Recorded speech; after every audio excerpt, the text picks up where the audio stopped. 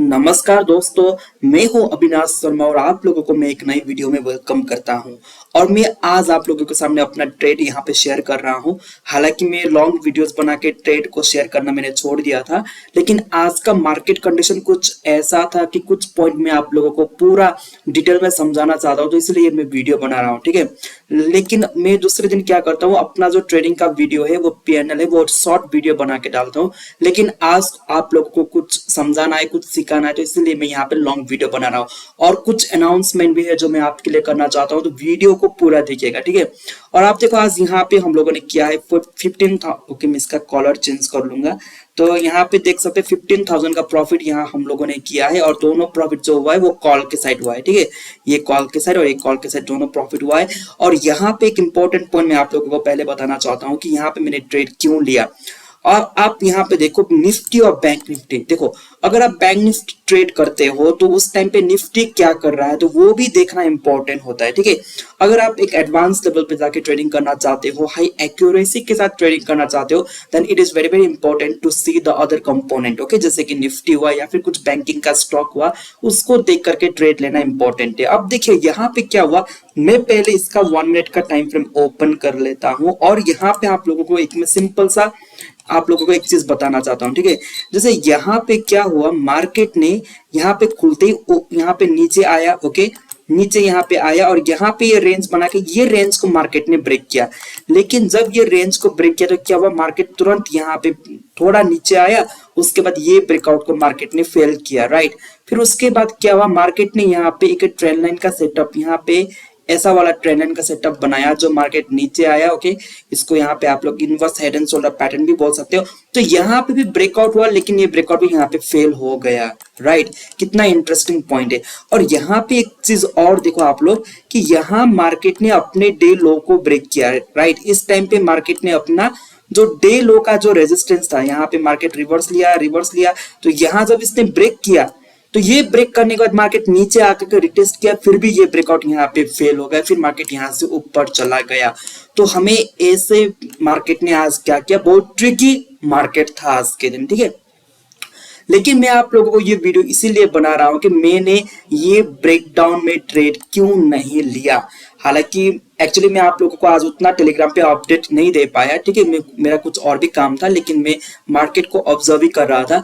लेकिन यहाँ पे देखो ये ब्रेकडाउन पे मैंने ट्रेड क्यों नहीं लिया, क्योंकि मैं आप लोगों को बता दूं आज के दिन ना मार्केट मतलब आजकल क्या हो रहा है कि निफ्टी और बैंक निफ्टी थोड़ा अलग चल रहा है, तो उस वजह से यहाँ लाइव मार्केट में डिसीजन लेने में थोड़ा प्रॉब्लम हो रहा है। ठीक है, अब आप लोग देखो निफ्टी ने क्या किया, स्मूथली यहाँ पे गैप अप ओपनिंग हुआ, नीचे आया, और ये जो इसका इंपॉर्टेंट सपोर्ट है, ये सपोर्ट मैं आप लोगों को टेलीग्राम चैनल पे ड्रॉ करके भेजा था।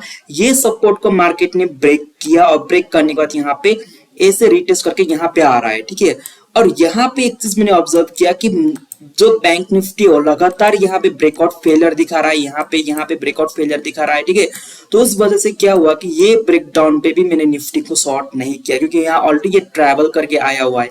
तो आप लोगों को हमेशा ये पॉइंट को ध्यान में रखना है कि अगर ब्रेकडाउन, ठीक है, ब्रेकआउट या ब्रेकडाउन होने के टाइम पे अगर मार्केट ने ऑलरेडी एक मोमेंटम दिया है तो वहां पे ब्रेकआउट होने के बाद वो मोमेंटम नहीं रहता। तो ये केस में क्या हुआ कि ये एक इंपॉर्टेंट पॉइंट है, आप लोगों को ध्यान से समझना है। मार्केट यहाँ पे ओपन हुआ और ऑलरेडी यहाँ पे इसने इतना वन वे ट्रैवल किया, अब ये ब्रेकडाउन होने के बाद भी मार्केट यहाँ से धड़ाधड़ गिरे, इसका पॉसिबिलिटी कम है। मैं ये नहीं बोल रहा हूं कि यहां से मार्केट ऐसे नहीं गिरेगा, गिर सकता है, लेकिन कभी कभार ऐसा सिचुएशन होता है। और एज अ ट्रेडर हमें एक लॉन्ग टर्म प्रोबेबिलिटी के अंदर खेलना है, तो इसीलिए as per the long term probability जो मैंने मार्केट को ऑब्जर्व किया है पिछले 4-5 सालों में, तो मैं आप लोगों को बताऊंगा कि तो यहाँ पे ये ब्रेकडाउन होने का उतना ये चलने का चांस नहीं होता है until and unless there is no panic scenario in the market। Okay, तो अब क्या हुआ, मार्केट यहाँ पे नीचे आया तो यहाँ पे ये थोड़ा रेंज बना रहा था। ठीक है, अब ऐसा होता है, आपको ये पॉइंट ध्यान में रखना है कि मान लो यहाँ पे ऑलरेडी निफ्टी ने एक मोमेंटम दिया है और यहाँ से हो सकता है कि ये मोमेंटम नीचे की तरफ नहीं जाएगा, तो उस टाइम पे अगर बैंक निफ्टी यहाँ पे ब्रेकडाउन दे रहा होता है तो ये केस में क्या हो सकता है कि अगर निफ्टी जिसका यहाँ पे ऑलरेडी एक मोमेंटम फेड हो रहा है। तो अगर ये यहाँ पे टर्न अराउंड होना स्टार्ट हुआ तो बैंक निफ्टी में जो अभी यहाँ पे फ्रेश ब्रेकआउट हुआ है वो फेल हो सकता है। आई होप कि ये पॉइंट आप लोगों को समझ में आया। आप लोगों को मैं एक बार और समझा देता हूँ। अब जैसे देखिए यहाँ पे बैंक निफ्टी ने ब्रेकडाउन दिया, ठीक है, यहाँ पे नीचे की तरफ यहाँ पे आ रहा था। मैं इसका 5 मिनट का टाइम फ्रेम लगा देता हूँ, ठीक है। तो 5 मिनट के टाइम फ्रेम पे देखो बैंक निफ्टी ने यहाँ पे ब्रेकआउट दिया और ये तरफ यहाँ पे आ रहा था। लेकिन उस टाइम पे देखो जब बैंक निफ्टी यहाँ पे था 12:15 का जो टाइम है, यहाँ पे देखो 12:15 के टाइम पे क्या था कि निफ्टी इस एरिया पे था, राइट। निफ्टी इस एरिया यहाँ पे था। तो ऑलरेडी निफ्टी में एक बड़ा मोमेंटम यहाँ पे आ चुका है और साइडवेज यहाँ पे हो चुका है। तो उस टाइम पे बैंक निफ्टी ने फ्रेश ब्रेकडाउन दिया, ठीक है। तो क्या होता है कि बैंक निफ्टी को अगर नीचे और जाना है तो निफ्टी को यहाँ पे और नीचे की तरफ जाना पड़ेगा। लेकिन क्या है कि ऑलरेडी यहाँ पे निफ्टी ने एक मोमेंटम दिया है, तो यहाँ से और ये गिरेगा उसका पॉसिबिलिटी उतना ज्यादा नहीं है। और एक चीज और यहाँ पे जो मुझको आज कन्विक्शन दिया वो ये है कि वो बैंक निफ्टी में ब्रेकआउट फेल हो रहा था, तो मुझे ये भी लग रहा था ओके कि निफ्टी में भी ये ब्रेकआउट यहाँ पे जो नीचे की तरफ आया है वो फेल हो सकता है, ओके। तो उसके बाद क्या किया, मैंने यहाँ पे थोड़ा रिस्क लिया और बैंक निफ्टी में ये ट्रेड को मैंने एग्जीक्यूट किया, जहां मैंने 42,000 का, आप लोगों को यहाँ पे दिखा दूं, 42,100 का मैंने क्या किया, कॉल ऑप्शन को बाइंग किया। वो कब बाइंग किया, जब बैंक निफ्टी ने एक रिवर्सल टाइप यहाँ पे ये ग्रीन कैंडल बनाया, ठीक है।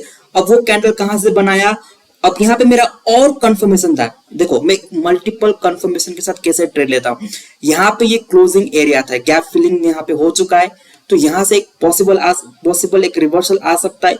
और एक चीज ये है कि यहाँ पे 22,000 का जो मेजर राउंड लेवल वो यहाँ पे है और यहाँ पे ये सपोर्ट एरिया है, तो यहाँ से अपसाइड मार्केट जा सकता है। तो ये ग्रीन कैंडल के हाई के पर मैंने बाइंग किया और यहाँ पे मैंने छोटा मोटा पॉइंट ही कैप्चर किया, ठीक है।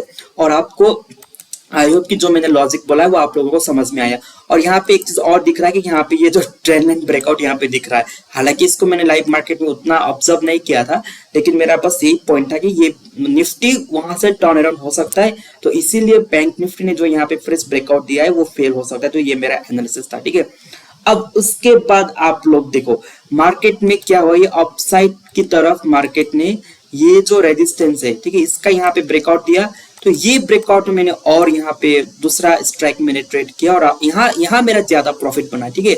और उस टाइम पे निफ्टी भी यहाँ पे लगातार ये ऊपर की तरफ ऐसे यहाँ पे रेंज बना के जा रहा था, तो इसीलिए मुझको थोड़ा यहाँ पे और कॉन्फिडेंस आया। तो मैंने पहला ट्रेड 100 क्वांटिटीज में एंट्री लिया था, ओके, 100 के आसपास क्वांटिटीज था।